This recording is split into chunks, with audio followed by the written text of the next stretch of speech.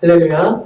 오늘도 주님이 주시는 귀한 은혜가 우리 사랑하는 조은육교회 모든 성도님들의 삶의 자리에 충만하게 임하시기를 주님의 이름으로 간절히 축원합니다.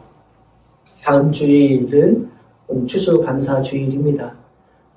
우리가 교회력으로 절기들을 지키는데 11월 셋째 주일, 우리는 11월 셋째 주일이 교회력으로 감리교회에서는 추수감사주일로 그렇게 지킵니다. 추수감사주일, 한 해에 하나님께서 허락해 주신 그 풍성한 결실을 하나님 앞에 감사하며 하나님의 은혜를 기억하는 그러한 절기입니다. 여러분, 가을이 되면 다른 절기 때도 나오는, 다른 계절에도 나오는 그러한 열매들이나 그런 거두는 것들이 있지만 가을이 되면 되게 많은 것들을 거두게 되지요. 많은 열매들, 많은 수확물들을 거두게 됩니다. 농사를 지어보지는 않았지만 저는 농사를 지어보지는 않았지만 참 농부들은 1년 내내 그 수고와 땀방울, 정말로 많은 노력을 통해서 그렇게 한 해 동안 노력을 하고 그리고 나서 이제 결실을 할 때에, 수확을 할 때에 그 모든 어려운 시간들을 잊게 하는 풍성한 열매들을 맞게 됩니다. 한 해의 농사를 마치고 나서 수확할 때가 되면, 추수할 때가 되면 정말로 많은 기쁨을 누리게 되지요. 그러면서 하나님께서 허락해 주신 그 풍요로움의 은혜, 그것을 감사하게 되지요. 근데 여러분, 사실 농사라는 것이 간단한 일이 아닙니다. 아니, 간단하다라는 것이 아니라 참 힘든 일입니다. 매우 고되고 어려운 일이 바로 농사를 짓는 일입니다. 여러분, 무더위라고 해서 쉴 수가 없습니다. 비가 온다고 해서, 뜨거운 태양이 내려진다고 해서 오늘은 쉬어야지 할 수가 없습니다.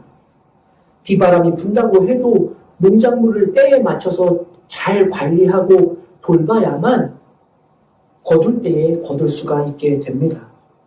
밀어놓으면 힘들기 때문에 오늘은 조금 귀찮아서 밀어놓게 되면 농사는 절대로 잘 지을 수가 없습니다. 수고와 노력과 시간을 들여야만 비로소 농작물은 결실을 맺게 됩니다. 그런데 여러분, 때로는 그 결실이 농부가 정말로 1년 내내 수고하고 정말로 애정을 쏟고 시간도 투자하고 모든 수고를 했음에도 불구하고 그 수고한 것만큼 풍성이 돌아오지 못할 때도 있습니다. 풍요로움을 맞이할 때도 있지만 어떨 때는 여러 상황들로 인해서 부족한 결실을 맺게 되고 그로 인해서 힘들고 어려움을 만나게 될 때도 있습니다. 농부가 씨를 뿌리고 이제 농사를 처음 지을 때에는 많은 것들을, 풍요로운 결실을 맺기를 바라겠지만 수고하고 헌신하고 노력했다고 해서 언제나 결과가 만족스러운 것은 아닙니다. 열매는, 수확은 내가 노력한 것만큼 전적으로 다 거둘 수 있는 것이 아니기 때문에 그렇습니다. 오늘 본문에 보면 사도 바울은 오직 성령의 열매는 이라고 그렇게 말을 시작합니다. 열매라고 번역되어 있는 이 단어는 열매 혹은 과실이라는 의미도 있지만 이 말은 수확, 결실이라는 의미로도 사용됩니다. 단순히 어떤 과일, 열매를 말하는 것이 아니라 결실, 결과물을 의미하는 단어입니다. 그래서 이 단어가 번역될 때에 결과물, 결실이라는 의미에서 후손이라는 의미의 그런 단어로도 번역이 됩니다.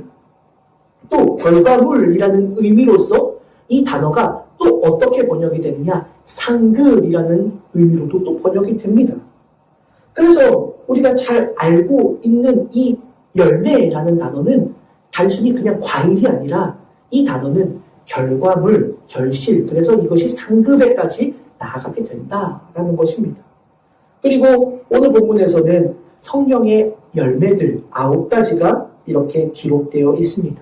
사랑, 희락, 화평, 오래 참음, 자비, 양선, 충성, 온유, 절제, 이 9가지의 열매들에 대해서 나열이 되어 있습니다. 성령의 열매, 그 결실, 결과물, 상급은 바로 이러한 것들, 사랑, 희락, 화평, 오래 참음, 자비, 양선, 충성, 온유, 절제, 바로 이러한 것들이다라고 성경은 그렇게 말하는 것입니다. 성경을 통해 얻는 것들이다라고 말해줍니다. 그리고 이 말씀 앞에 오늘 본문의 처음에 오직이라는 말과 연결돼서 바울이 전하려고 하는 분명한 메시지를 우리는 알게 됩니다. 오직이라고 번역되어 있는 이 단어, 헬라어 때라는 단어는 원래 부정 접속사입니다. 이것이 문장의 맨 앞에 받게 되면, 처음에 사용되게 되면 문장 전체를 받게 돼서 그 앞의 내용과 반대되는 이야기를 한다라는 것을 우리에게 알려줍니다. 그래서 이것은 그러나라는 의미로 번역하는 것이 조금 더 타당합니다. 그러니 오직 성령의 열매는 이라는 말이 아니라 그러나 성령의 열매는 이라고 번역하는 것이 이 본문의 의미를 좀 더 분명하게 알려주는 것이 됩니다. 그러나라고 시작하기에 앞에서 말씀드린 것처럼 반대되는 이야기, 앞의 내용과는 반대되는 이야기를 한다라는 것을 우리는 전제하고 이 말씀을 보아야 합니다. 앞에서는 바울이 19절에서 육체의 일은이라고 말하는 것과 반대되는 개념으로 지금 이 이야기를 하고 있구나라는 것을 우리는 그러면 알 수 있게 되지요. 그리고 그 이전에 이미 바울은 17절에서 육체의 소욕은 성령을 거스르고 성령은 육체를 거스르나니 라고 말하면서 육체의 일 그리고 성령의 일이라는 것은 서로 반대된다라는 것을 이미 말해주고 있습니다. 그러나 오직 성령의 열매는 그러나 성령의 열매는 이라고 말하고 있으니 앞에는 육체의 일을 이야기하고 있고 이제는 반대로 성령의 열매, 성령의 일을 이야기하는구나 이해할 수가 있는 것이지요. 16절에서도 바울은 또 뭐라고 말합니까? 너희는 성령을 따라 행하라 그리하면 육체의 욕심을 이루지 아니하리라 라고 말하고 있습니다. 이 모든 말씀이 이렇게 연결된다라는 것을 볼 때 성령의 열매라는 것이 성령의 결과물이다라는 것을 우리는 이해할 수 있는데 이것을 조금 더 정확하게 분명하게 말하는 근거는 바로 우리가 방금 읽은 16절 너희는 성령을 따라 행하라 해서 발견할 수 있습니다. 왜냐? 행하라 라는 이 단어의 원래 뜻은 행하다라고 하니까 해라 뭐 이런 의미로도 사실 맞지만 원래 의미는 뭐냐? 이 단어는 걷다라는 뜻이에요. 걷다, 가다, 걸어가다라는 뜻입니다. 성령을 따라라고 이렇게 번역되어 있지만 이것은 문맥상 성령을 따라 행하라라고 하니까 내가 그 의지적으로 성령이 계시고 성령이 가시는 그 길을 보고 나도 따라서 그 모습을 보면서 행한다라고 이렇게 번역이 되어 있는데 사실은 조금 잘못된 번역입니다. 왜냐? 이 성령을 따라라는 이 단어의 원래 뜻은 뭐냐? 성령에 의해라는 뜻입니다. 혹은 성령 안에라는 뜻입니다. 그러니 이 말을 정리해보면 여러분 너희는 성령을 따라 행하라 라는 이 말씀은 사실은 너희는 성령에 의해서 걸어가라 라는 뜻입니다. 성령에 의해 걸어가다 보면 그렇게 걸어가다 보면 성령에 의해서 성령에 따라가 아니라 성령 안에서 그렇게 걸어가다 보면 그 결과물이 무엇이냐? 바로 이런 성령의 열매들을 맺게 된다라고 바울은 그렇게 말해주고 있는 것입니다. 여기까지 정리해보면 말입니다. 바울은 육체의 일과 성령의 일은 서로 반대되는 것이다 라는 것을 말하고 있고 그러기에 육체의 일을 따르지 않기 위해서 성령에 의해 걸어가야만 한다라고 그렇게 말하고 있는 것입니다. 그렇지 않으면 육체를 따라 육체의 소욕을 따르게 되기 때문입니다. 여기서 우리는 열매와 소욕이 가지는 의미적인 차이도 주목해보게 됩니다. 앞에서도 언급했던 것처럼 열매라는 것은 결실, 결과물, 상급이라고 번역되는 긍정적 의미를 가지고 있지만 소욕이라는 단어의 원래의 뜻은 욕심을 내다, 탐심을 갖다, 탐내다 라는 뜻입니다. 그래서 이것은 부정적인 의미를 내포하고 있습니다. 그래서 바울은 육체의 일은 욕심을 내고 탐내게 하는 부정적인 것을 이야기하고 있고 성령의 열매는 결실, 결과물, 상급이라는 긍정적인 의미를 가지고 두 개를 또 대비해서 비교해서 말하고 있는 것입니다. 그래요. 분명히 나눠지고 있다라는 것을 우리는 알 수 있고 그래서 오늘 본문에서 22절에서 그러나 육체의 전 일은 이러한 것들, 부정적인 것들이지만 그러나 성령의 열매는 이러한 좋은 것들이야 라는 것을 또 구분해서 바울은 그렇게 말해주고 있는 것입니다. 그런데 여러분 이 그러나라로 구별되는 것은 단순히 육체의 일, 성령의 열매만을 나누는 것이 아닙니다. 오늘 우리가 읽은 본문 22절, 23절은 사실 나뉘어진 말씀이 아니라 하나의 문장입니다. 그렇게 한 문장의 서두에 앞에서 말씀드린 것처럼 부정접두사가 사용되면 문장 전체를 받아서 그 앞의 말씀에 대한 반대 이야기를 전체를 받게 되는 겁니다. 그러면 단순히 이것은 육체의 것들, 육체의 일들과 성령의 열매를 비교해서 나누는 것만을 의미하는 것이 아니라 더 중요한 것을 바울은 우리에게 말하고 있다는 것을 알 수 있습니다. 23절 마지막 부분, 우리는 이것을 주목해 봅니다. 이 같은 것을 금지할 법이 없느니라. 바울은 어쩌면 바로 이 말을 성도들에게 하고 싶었는지도 모릅니다. 사랑하는 여러분, 우리는 성령의 열매에 대해서 참 많은 말씀, 하나님의 말씀, 설교를 통해서 참 많이 들어왔습니다. 성령의 9가지 열매, 제가 예전에 부목사로 사역하던 교회는 8개의 그러한 지역으로 나눠서 그 8개의 지역의 이름을 이 성령의 9가지 열매 중에 8개를 따서 그렇게 지역을 구분했었던 그러한 교회에서 사역했던 기억도 있습니다. 우리는 성령의 이 9가지 열매에 대해서 참 많이 들어왔고 참 이것에 대해서 중요하게 생각하고 집중하며 그렇게 말씀을 통해 은혜를 받습니다. 그래요. 참 좋은 것입니다. 성령을 통해 나타나는 열매, 여러분 그 첫 번째는 사랑이라고 이야기하고 있습니다. 잠언 10장 12절 하반절에 보면 사랑은 모든 허물을 가리느니라 라고 성경은 말씀합니다. 베드로 사도는 베드로전서 4장 8절 사랑은 허다한 죄를 덮느니라 라고 말합니다. 사도 요한은 아예 요한일서 4장 8절 16절에서 하나님은 사랑이시다 라고 말하면서 하나님의 속성은 사랑이다 라고 분명히 말해주고 있습니다.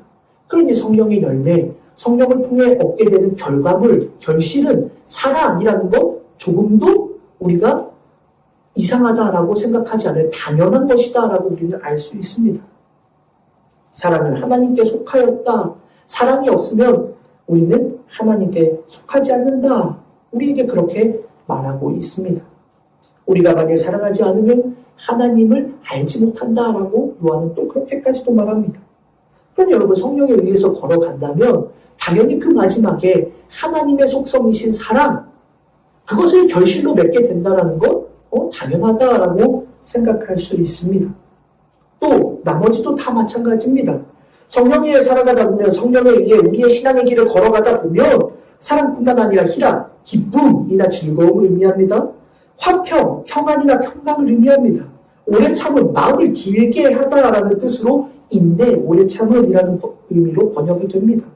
자비는 원래 친절한 성품을 의미하지만 바울은 로마서나 에베소서에서 이 단어를 예수 그리스도의 십자가와 연결해서 우리를 향한 한량 없으신 하나님의 은혜를 표현할 때 바로 이 단어를 사용합니다.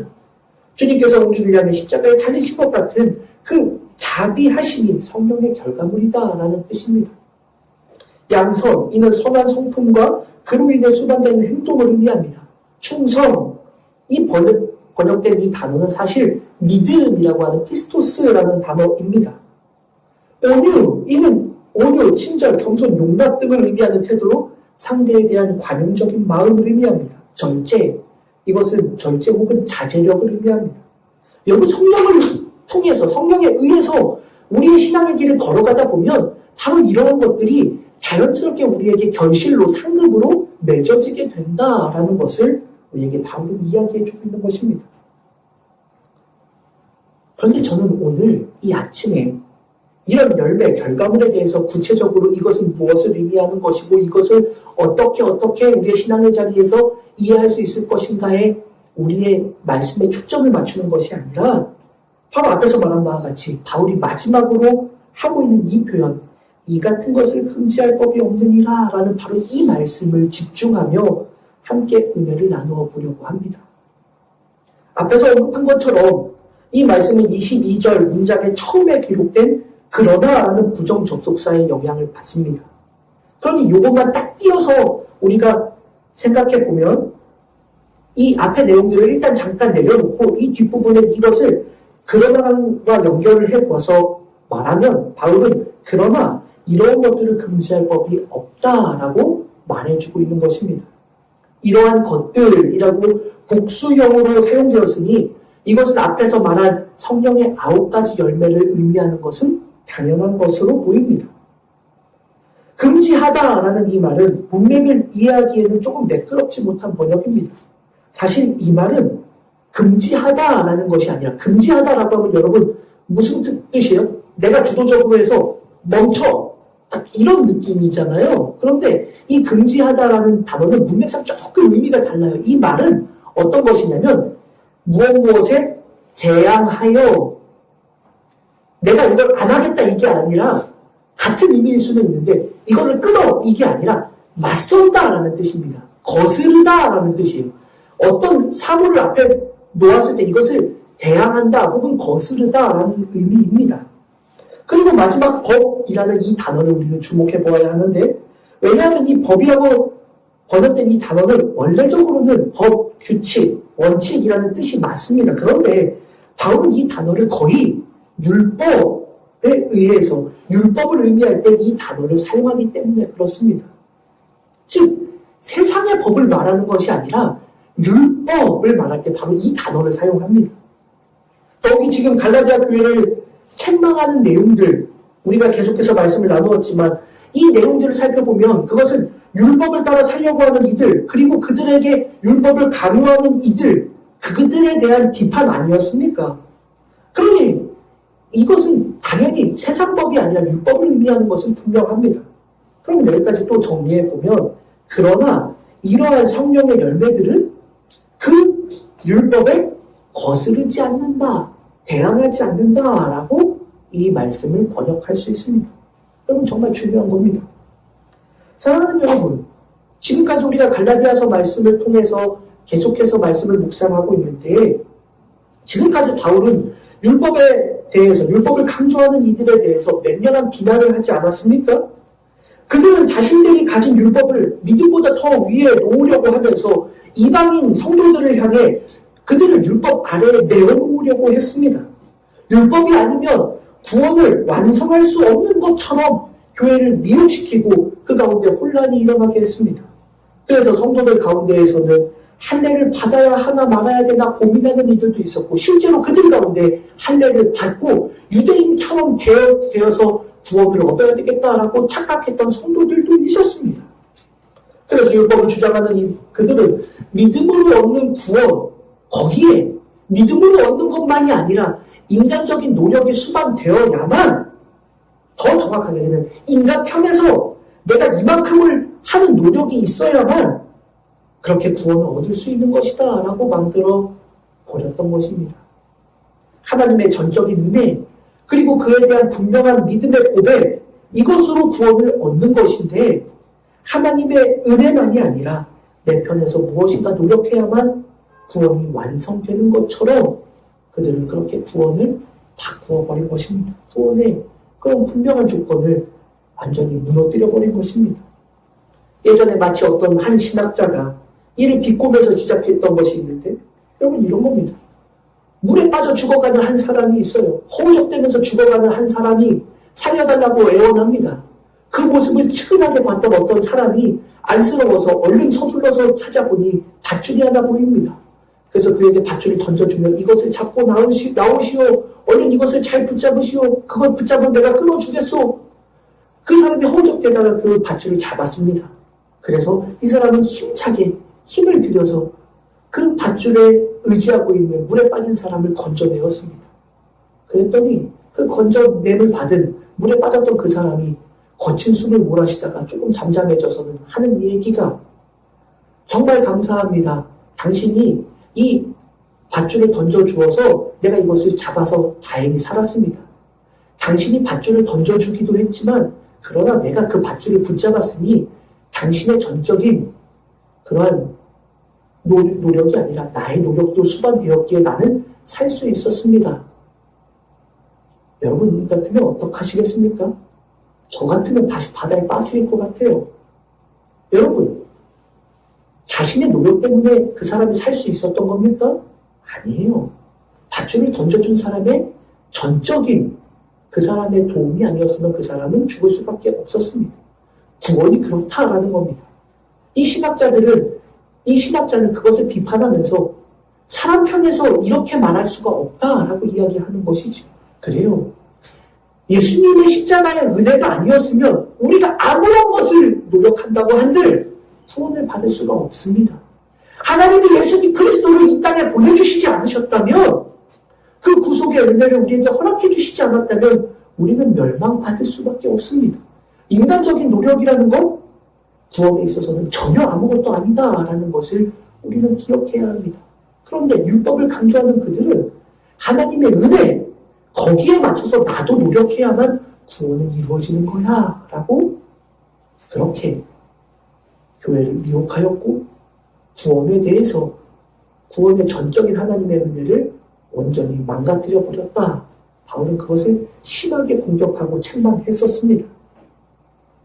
앞에서도 육체의 일, 소욕, 사실 이것을 세상적인 것으로 우리는 이해할 수 있고 그것도 타당할 수 있지만, 바울은 갈라디아 교회를 향해서 이 말을 하면서 육체의 일은 결국 율법과 연결되어 있다는 것을 우리에게 알려줍니다. 즉 율법을 따르는 일을 성령을 따라 걷는 것과 구별하면서 성령을 따라 걸어가는 것은 믿음의 길, 그리고 육체를 따르는 일은 율법을 따라가는 것으로 구분하면서 바울이 지적하며 그것의 결국은 욕심과 탐심, 그것뿐이다 라고 바울은 이야기해주고 있는 것입니다. 그런데 이렇게 구분했던 바울이 마지막에서 우리에게 주목해볼 만한 이 이야기를 하는 겁니다. 그러나 이러한 성령의 열매, 결과물들은 율법과 거스르지 않는다. 바울이 도대체 지금까지 율법과 구분해서 율법은 맹렬하게 공격하던 바울이 왜 지금 이 이야기를 하고 있을까? 지금까지 우리도 말씀을 통해 율법과 믿음은 나누어진 것이라 생각하고 그렇게 말씀을 보았습니다. 구분되는 것입니다. 양립할 수 없습니다. 그래서 율법은 무익한 것이고 초등학문일 뿐이고 믿음이 들어온 이후에는 벗어버려야 하는 것이라고 우리는 그렇게 생각했습니다. 율법은 육체의 일이어서 성령의 일과는 함께 할 수 없는 것이라고, 구분해야만 하는 것이라고 우리는 그렇게 말씀을 보았습니다. 그들은 서로 대적하는 것이라고 생각했습니다. 그러나 바울은 마지막에 말합니다. 성령의 결과물들과 율법은 대치하는 것이 아니다, 거스르는 것이 아니다 라고 그렇게 말합니다. 그리고 저는 오늘 이 말씀을 우리도 들어야 되는 주님의 말씀이라고 믿습니다. 사랑하는 성도 여러분, 성령의 결과물들은 율법을 거스르지 않는다. 이 말을 다시 생각해보면 우리는 중요한 것을 생각해볼 수 있습니다. 거스르다, 우리도 이 말을 종종 사용하긴 하는데, 이 말의 국어사전적 의미는 따르지 않고 그에 반대되는 태도를 취한다라는 뜻입니다. 그러니 이 표현을 보면 성령의 결과물들은 율법과 반대되는 태도를 취하지 않는다라는 것을 우리는 이해할 수 있습니다. 그럼 여러분 무슨 말입니까? 이 말은 성령의 결과물들, 이것이 율법들과는 반대되는 것이 아니라는 이야기입니다. 지금까지는 여러분 성령의 열매, 율법은 전혀 다른 것이라고 우리는 생각하지 않았습니까? 그런데 바울은 성령의 열매, 결과물들이 사실은 율법과 반대되는 것이 아니다라고 그렇게 말하고 있습니다. 그런데 이 말을 우리는 그냥 넘어갈 수가 없습니다. 왜냐하면 예수님께서 이미 이와 관련하여 이런 말씀을 하신 적이 있기 때문에 그렇습니다. 마태복음 5장 17절 말씀입니다. 내가 율법이나 선지자를 폐하러 온 줄로 생각하지 말라. 폐하러 온 것이 아니요 완전하게 하려 함이라. 주님의 이 말씀을 다시 생각해보면 예수님은 율법의 시대를 종식시키기 위해서 오신 것이 아니라 율법을 완성시키기 위해서 오셨다라고 그렇게 말씀합니다. 이 말씀은 바울이 오늘 본문에서 말하는 내용과 다르지 않습니다. 그래요. 주님도 율법의 종식이 아닌, 율법을 없애버리는 것이 아니라 그 율법을 완성시키기 위해서라고 말씀하시고, 바울 역시도 율법이 성령의 결과물과 대치하는 것이 아니다, 반대되는 것이 아니다라고 그렇게 말하고 있습니다. 그렇게 보면 율법의 사실 끝은 결국 성령의 결과물과 같은 것이 되어야 하는 것이 맞습니다. 여러분, 율법이 무엇입니까? 율법이란 하나님의 자녀들이 이 세상에서 하나님의 백성으로서 합당한 삶을 살아가기 위해서 하나님이 주신 질서와 규칙입니다. 그러니 율법의 결과가 성령의 결과물과 다를 수가 없는 겁니다, 사실. 율법의 결과물은 사랑, 희락, 화평, 오래 참음, 자비, 양선, 충성, 온유, 절제. 사실 이러한 성령의 열매들과 상충되지 않는다라는 것은 사실 분명히 맞아 보입니다. 당연한 거지요. 하나님의 백성으로서 이렇게 살아야 된다라는 것으로 허락해 주신 율법이니 그 결과물들을 하나님이 기뻐하시는 길로 가는 것이 맞는 것입니다. 당연한 것이에요. 그런데 이렇게 같은 길을 걸어갈 수밖에 없는 당연한 두 길, 율법과 성령, 이 두 길이 결과가 왜 그렇게 다르게 나타나게 되었는가? 말씀 속에서 우리는 생각해 보아야 합니다. 분명 같은 결과가 나와야 하는 것이 맞는데 바울도 그렇게 이야기하고 있고 예수님조차도 그렇게 말씀하셨고 하나님께서 율법을 주신 목적 자체도 그러한 것인데 도대체 같은 길을 걸어가서 같은 결과물, 같은 열매를 맺어야 되는 이 두 개의 성령과 율법이 왜 다른 것으로 나눠지게 되었는가? 서로 거스르지 않고 반대되지 않고 한 길로 귀결되어야 함에도 불구하고 전혀 다른 결과물을 우리에게 보여주는 이유는 무엇일까? 그 이유를 바울은 16절에서 분명히 이렇게 말합니다. 16절 말씀 우리가 다시 한번 봅니다. 내가 이르노니 너희는 성령을 따라 행하라. 그리하면 육체의 욕심을 이루지 아니하리라. 앞에서 언급했듯이 성령을 따라 행하라 라는 이 말은 성령에 의해 걸어가라 라는 뜻입니다. 즉 신앙의 길은 여러분 성령에 의해서 걸어가는 것이다 라는 말입니다. 그렇게 되면 육체의 욕심을 이루지 않게 된다라고 말하고 있습니다. 그래요 여러분, 육체의 욕심을 따라 살아가지 않을 수 있는 유일한 길은 성령에 의해서 걸어가는 그 길이다 라고 우리에게 말해주는 것입니다. 그러면 율법의 마지막이 육체의 욕심으로 끝나게 된 이유는 도대체 무엇입니까? 네, 성령에 의해 걸어가지 않았기 때문에 바울은 그것을 우리에게 말해주고 있는 것입니다. 그럼 결론, 왜 똑같은 길을 걸어가야 하는 그 길 속에서 율법과 성령은 왜 전혀 다른 반대의 길로 갈 수밖에 없었는가? 율법을 따르는 그 길에 성령에 의해 걸어가지 않았기 때문에 그렇다라고 바울이 우리에게 말해주고 있는 것입니다. 그런데 이 말을 바울만 한 것이 아닙니다. 십자가에 달리시기 전 예수님은 제자들에게 말씀합니다. 요한복음에 보면 예수님이 잡히시기 전에 제자들을 향해 하신 말씀이 기록되어 있는데 근데 예수님은 제자들에게 말씀합니다. 제자들을 향해서 나의 계명을 지키라 라고 말씀하셨습니다. 그리고 그렇게 말씀하신 예수님은 이어서 하나님께서 보혜사 성령을 너희에게 보내실 것이다 라고 그렇게 말씀하면서 그 보혜사 성령은 너희에게 어떻게 하시느냐? 성령은 너희에게 모든 것을 가르치시고 내가 너희에게 말한 모든 것을 생각나게 하실 것이다 라고 예수님은 제자들에게 그렇게 말씀하셨습니다. 그게 무슨 말이에요? 예수님이 십자가에 달려 돌아가시고 부활하셔서 다시 하나님께로 올라가게 되면 하나님께서 성령을 너희에게 보내주실 것인데 그 성령은 무엇이냐? 내 계명을 지키라 라고 했던 주님의 말씀이 무엇이었는지를 생각나게 해주는 바로 그분이다 라고 예수님은 말씀한 겁니다. 그러니 성령이 함께 하셔야만, 성령에 의해서 걸어가야만 주님의 명령을, 계명을 지킬 수 있다라는 말이 되는 겁니다. 성령이 함께 하시지 않으면, 성령에 의해서 함께 따라서 걸어가지 않으면, 성령의 붙들려서 이끌려가지 않으면 주님의 명령을 지킬 수 없는 겁니다. 생각나지 않으니, 깨닫지 못하니 여러분 주님의 명령, 계명을 지킬 수가 없다라고 주님은 말씀하시는 겁니다. 그래서 성령에 의해서 걸어가라 라고 하는 바울의 말씀은 사실 예수님의 말씀과 똑같은 이야기인 것입니다. 그래요. 성령에 의해, 성령에 이끌려 살아가야만 우리는 주님의 명령을 지킬 수 있고 바로 그 길만이 성령의 아름다운 결과물들을 맺을 수 있게 된다라는 것을 주님도 바울도 우리에게 그렇게 말했던 것입니다. 그러면 우리는 분명히 알게 됩니다. 바로 이렇게 같은 길을 걸어가야 되는 이 길에서 왜 이렇게 넘어지게 되었는가? 바로 성령에 의해 걸어가지 않았기 때문에 율법에 따라 살아가던 그들이 성령에 의해 그 모든 것들을 따라 살아가지 않았기 때문에 결국 그 마지막은 육체의 욕심으로 끝나게 되었다.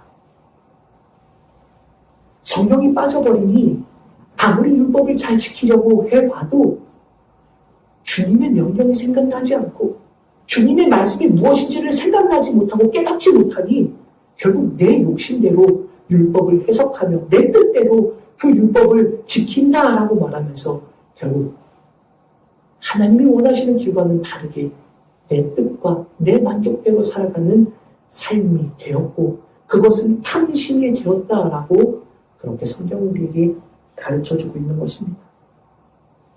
오늘 우리의 신앙의 자리도 돌아보아야 합니다. 성령의 열매를 맺는 것 정말 중요합니다.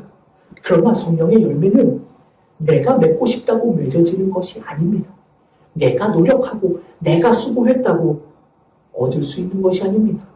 농부가 1년 내내 땀방울을 흘리고 무더위에 그 더운 날씨 뜨거운 태양볕 아래에서 수고했다고 그 수고한 만큼 결실을 거둘 수 없는 것처럼 내가 수고하고 노력했다고 해서 성령의 열매들을 맺는 것이 아니다라는 것을 오늘 이 말씀을 통해 우리는 깨닫게 됩니다.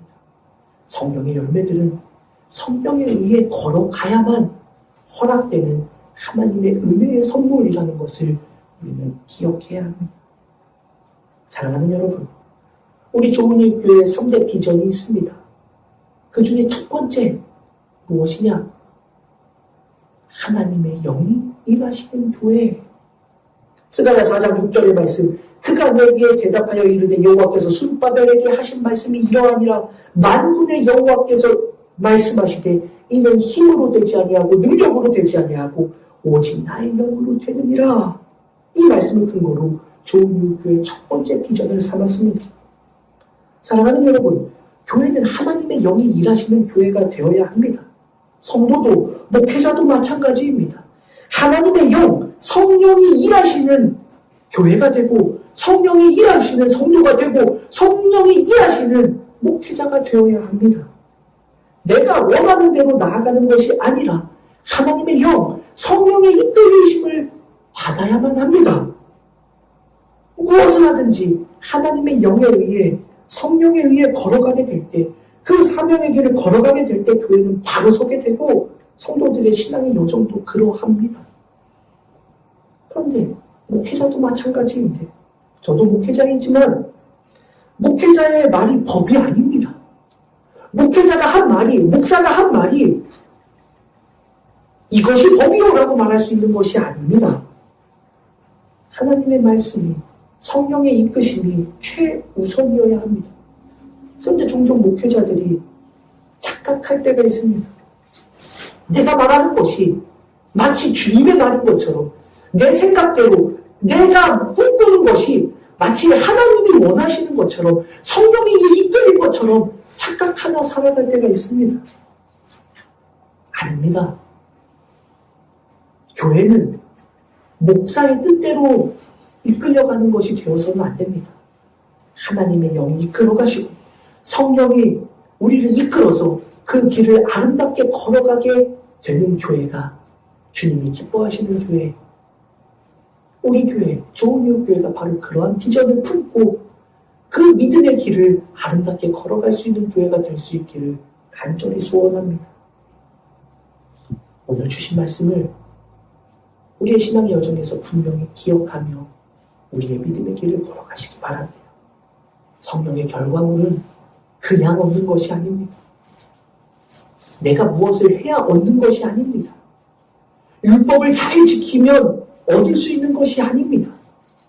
오직 성령에 의해 걸어가게 될 때에만 하나님은 이 모든 것들을 우리에게 허락해 주실 것이다라는 이 말씀을 저도 우리 성도님들도 붙잡고 흔들리지 않는 믿음으로 걸어가실 수 있기를 주님의 이름으로 간절히 축원합니다. 말씀을 정리하겠습니다. 한 해를 이제 마무리해 갑니다. 그리고 또 새로운 한 해를 준비하게 되겠지요. 여러분, 모든 우리의 신앙의 여정의 과거에도 그리고 현재에도 앞으로도 우리가 분명히 놓치지 말아야 할 것은 우리가 성령에 의해 걸어가는 교회가 되고 성령에 의해 이끌림을 받는 성도들이 되어야만 한다라는 이 분명한 한 가지를 잊지 않는 우리 모든 믿음의 교회 성도들이 되어 하나님을 기쁘시게 하는 아름다운 교회로 성도들로 살아갈 수 있기를 주님의 이름으로 간절히 축원합니다. 기도하겠습니다. 하나님 감사합니다. 성령에 의해 이끌림을 받는 교회 되게 하옵소서. 성령에 의해 살아가는 성도들 목회자 되게 하옵소서. 그리하여 주님이 주시는 그 귀한 은혜, 성령의 이끌림을 받는 모든 이들에게 허락하시는 성령의 아름다운 결과물들이 우리 가운데 가득가득 채워지게 하셔서 맡겨진 사명을 온전히 감당하는 복된 교회로 성도들로 살아가게 하여 주옵소서. 감사를 드리며 거룩하신 예수님의 이름으로 간절히 기도 올리옵나이다. 아멘.